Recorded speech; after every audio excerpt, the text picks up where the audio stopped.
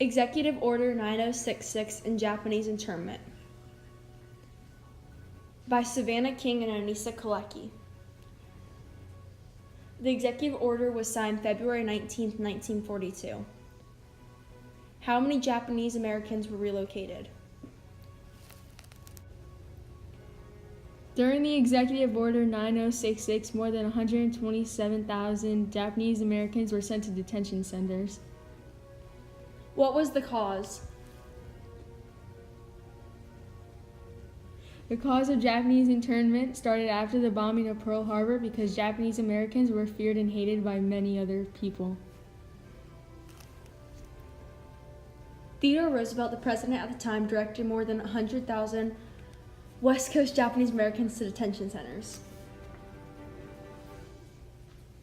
Most of the Japanese had to stay in the internment camps for the next 3 years. What happened while the Japanese Americans were in the camps?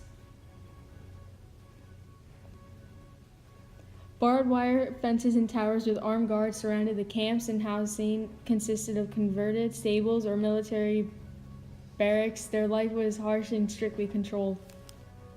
Families dined together at communal mess halls. Children were accepted to attend school as well. Where were the camps located?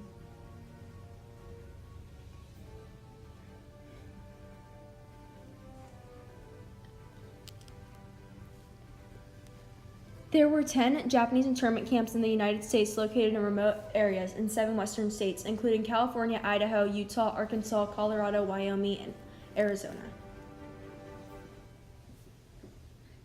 The Japanese were placed in Indian reservations and located mostly in desert areas.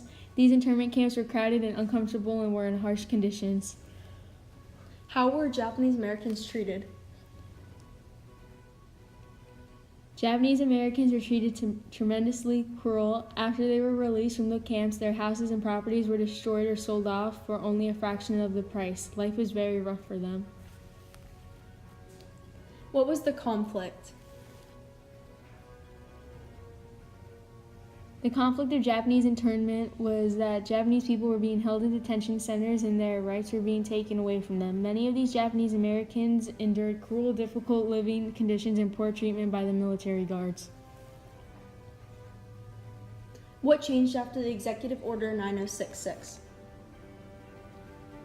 President Roosevelt suspended Executive Order 9066 in December 1944. Prisoners were then released.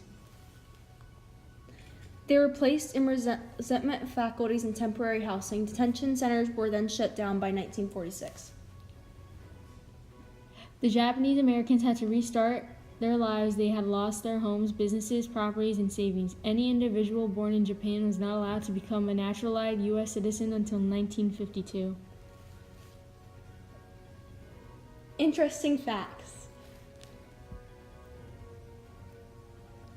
More than 66% of the Japanese Americans were born in the United States and have never been to Japan. When Roosevelt signed the executive order, the Japanese prisoners were forced to stay in the stables at the racetracks because the camps were not fully built when Roosevelt signed it. The U.S. Army finally decided to allow the prisoners to leave the camps if they joined the U.S. Army.